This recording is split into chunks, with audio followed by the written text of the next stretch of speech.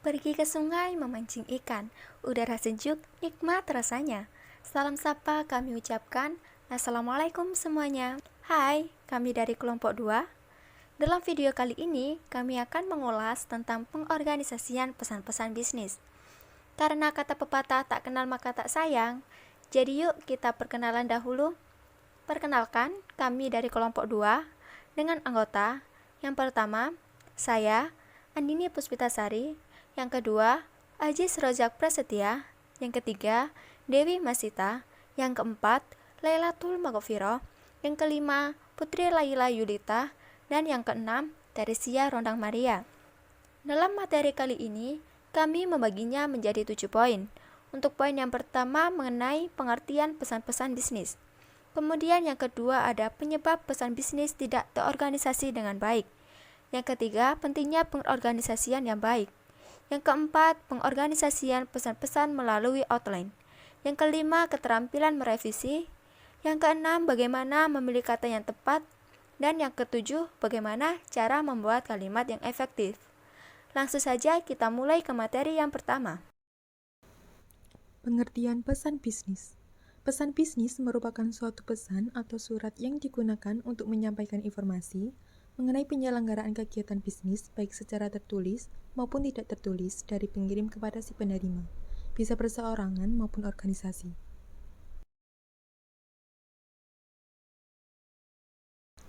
Keterampilan merevisi. Yang pertama, mengedit isi, pengorganisasian, dan gaya penulisan. Yang kedua, mengedit mekanik atau teknis penulisan. Dan yang ketiga, mengedit format dan layout. Keterampilan merevisi yang pertama, mengedit isi, pengorganisasian, dan gaya penulisan. Baca seluruh dokumen dengan cepat atau menggunakan teknik skimming. Hal-hal yang perlu diperhatikan yakni substansi pesan. Perhatikan secara seksama pesan-pesan awal dan akhir, karena pesan-pesan tersebut mempunyai pengaruh besar terhadap audiens apakah sudah relevan, menarik, dan mengundang reaksi pembaca. Kemudian pengorganisasian pesan. Pada pesan yang lebih panjang, beberapa paragraf pertama mencakup subjek, maksud, dan organisasi bahan. Kemudian setelah yakin dengan isi dan pengorganisasian suatu pesan bisnis, perhatikan gaya penulisannya. Apakah pesan-pesan yang dibuat telah mengandung kata atau frase yang mampu menghidupkan suatu pesan sehingga semakin menarik bagi audiens, dan pastikan bahwa pesan-pesan yang disampaikan sudah jelas, tidak membingungkan, dan mudah dipahami. Yang kedua, mengedit mekanik atau teknis penulisan. Susunan kalimat yang digunakan sesuai atau tidak dengan kaidah kebahasaan yang ada sehingga mudah dipahami. Kemudian penggunaan kapitalisasi secara tepat. Perhatikan makna keutuhan suatu kalimat sehingga makna kalimat tersebut dapat dipahami dengan mudah. Kemudian perhatikan terjadinya pengulangan kata yang tidak tepat dalam suatu kalimat. Dan yang terakhir, mengedit format dan layout. Di samping melakukan penelaahan terhadap tata bahasa, ejaan, kesalahan-kesalahan tulis, dan tanda baca, format penulisannya juga tidak boleh diabaikan begitu saja. Format dan layout pesan harus menarik, ditata rapi, bersih, tidak penuh coretan, dan kertas yang digunakan berkualitas baik. Materi selanjutnya membuat kalimat yang efektif. Apa yang dimaksud dengan kalimat efektif? Kalimat efektif merupakan bentuk kalimat yang dengan sadar dan sengaja disusun untuk mencapai daya informasi yang tepat dan baik. Hal yang perlu diperhatikan dalam membuat kalimat yaitu 1. Sepadanan. Suatu kalimat efektif harus memenuhi unsur gramatikal, yaitu unsur subjek, predikat, objek, dan keterangan. Di dalam kalimat efektif harus memiliki keseimbangan dalam struktur bahasa. Contohnya yaitu 1. Tommy pergi ke kampus, kemudian Tommy pergi ke perpustakaan. Kalimat tersebut tidak efektif. Yang kedua, Tommy pergi ke kampus, kemudian ke perpustakaan. Kalimat tersebut kalimat efektif. Yang kedua ada pencermatan. Dalam membuat kalimat efektif, jangan sampai menjadi kalimat yang ambigu. Contoh, 1. Mahasiswa perguruan tinggi yang terkenal itu mendapat hadiah. Kalimat tersebut kalimat ambigu. Yang kedua ada mahasiswa yang kuliah di perguruan tinggi yang terkenal itu mendapat hadiah. Itu adalah kalimat efektif. Yang ketiga ada kehematan. Kehematan dalam kalimat efektif maksudnya adalah hemat dalam mempergunakan kata, frasa, atau bentuk lain yang dianggap tidak perlu, tetapi tidak menyalahi kaidah tata bahasa.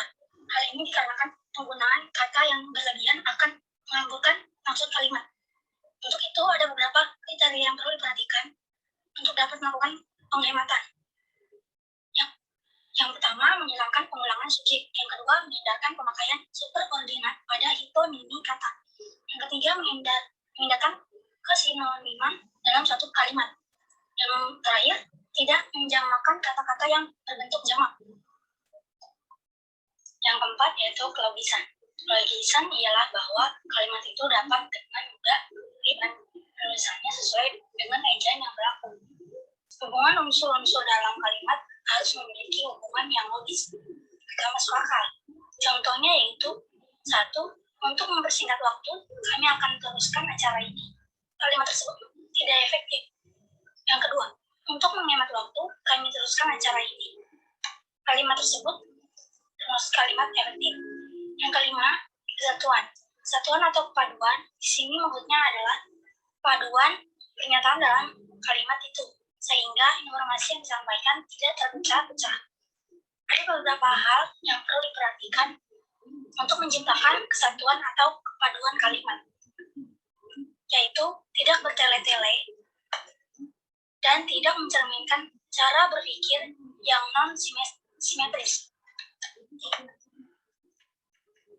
Yang kedua, padu mempergunakan pola aspek plus agen plus verbal secara tertib dalam kalimat.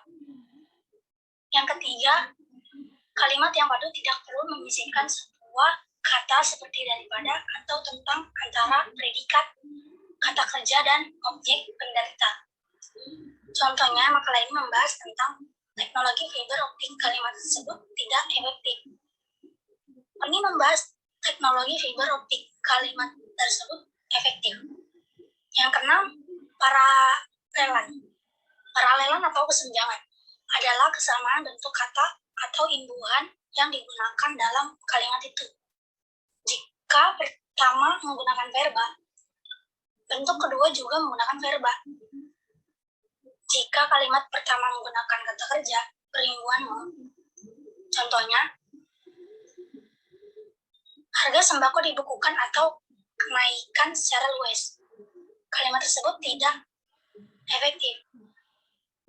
Harga sembako dibekukan atau dinaikkan secara luas. Kalimat tersebut efektif. Yang ketujuh, ketegasan. Ketegasan atau penekanan ialah suatu perlakuan pemanggilan terhadap ide pokok dari kalimat. Untuk membentuk penekanan dalam kalimat yaitu meletakkan kata yang ditonjolkan itu di depan kalimat atau di awal kalimat. Contohnya, harapan kami adalah agar soal ini dapat kita bicarakan lagi di lain waktu.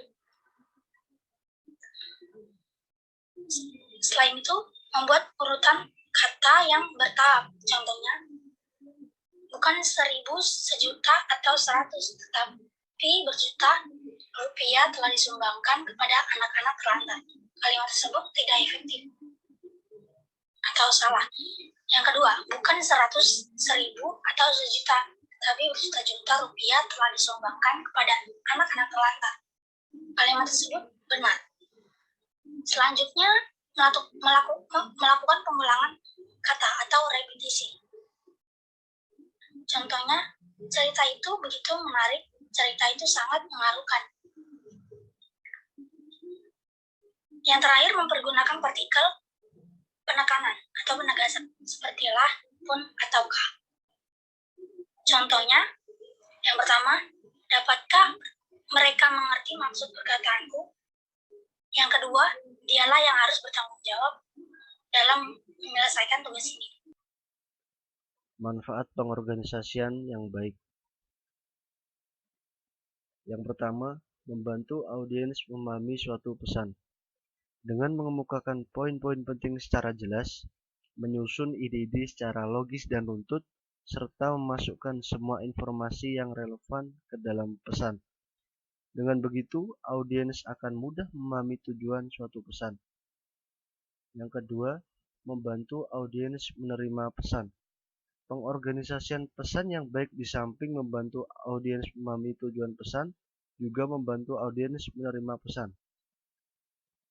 Yang ketiga, menghemat waktu. Dengan hanya menyampaikan informasi yang relevan saja, waktu audiens dapat dihemat. Di samping itu, audiens juga dapat mengikuti alur pemikiran pesan yang disampaikan. Yang keempat, mempermudah pekerjaan komunikator. Pengorganisasian pesan-pesan yang baik juga dapat membantu pekerjaan komunikator, sehingga dapat selesai lebih cepat dan menghemat waktu. Penyebab pesan-pesan bisnis tidak terorganisasi dengan baik. Komunikasi yang tidak diorganisasikan dengan baik bermasalah dalam isi, pengelompokan, dan urutan butir-butir pesan. Pesan yang tidak diorganisasikan dengan baik akan sulit dipahami dan dapat berakibat adanya rasa frustasi pada penerima. Hal-hal berikut ini bisa menyebabkan tidak baiknya pesan bisnis. Yang pertama, bagian awal terlalu panjang atau bertele-tele. Seringkali pesan pembuka terlalu panjang hingga beberapa paragraf. Bagian awal yang terlalu panjang akan menyulitkan penerima dalam memahami ide pokoknya. Yang kedua, memasukkan hal-hal yang tidak relevan dan tidak logis. Hal-hal yang tidak relevan dan tidak logis hanya akan memperpanjang pesan bisnis, membuang waktu, dan mengaburkan pesan pokok. Yang ketiga, informasi penting terlupakan. Informasi penting seringkali terlupakan karena perhatian terpusat pada penyaji ide-ide pendukung atau pelengkap.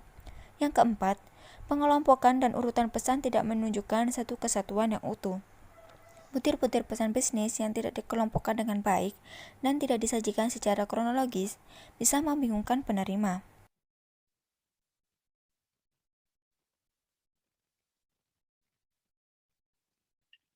Selanjutnya adalah bagaimana memilih kata yang tepat. Pemilihan kata dalam penyampaian pesan-pesan bisnis kepada audiens sangat penting. Penggunaan kata asing yang sukar dimengerti adalah pemborosan. Agar suatu komunikasi dapat tercapai maksudnya, perlu diperhatikan hal-hal sebagai berikut. Yang pertama, pilihlah kata yang sudah familiar. Diperlukan suatu analisis audiens, terutama untuk mengetahui latar belakang pendidikan dan pengalaman audiens. Pemahaman yang baik terhadap audiens akan memberikan pengaruh yang baik bagi proses penyampaian pesan-pesan bisnis. Yang kedua, pilihlah kata-kata yang singkat. Kata-kata yang singkat selain efisien juga mudah dipahami oleh audiens, tetapi kita juga harus memperhatikan kaidah penulisan bahasa yang baik dan juga benar. Yang ketiga, hindari kata-kata yang bermakna ganda.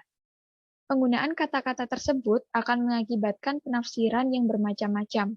Hal ini dapat mengakibatkan tidak tercapainya maksud dari pesan-pesan bisnis. Pengorganisasian pesan-pesan melalui outline.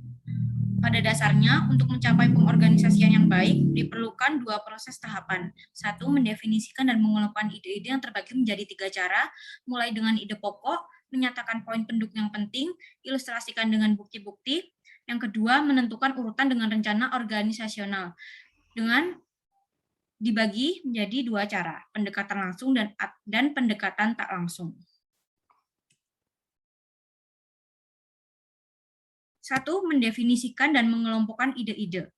Susunan suatu outline secara garis besar dapat digolongkan ke dalam 3 golongan. 1. Mulai dengan ide pokok. Ide pokok tersebut dapat dirangkum ke dalam 2 hal, yaitu apa yang Anda inginkan terhadap audiens untuk melakukan atau memikirkannya, dan yang kedua, alasan yang mendasar mengapa mereka harus melakukan atau memikirkannya. B. Menyatakan poin-poin.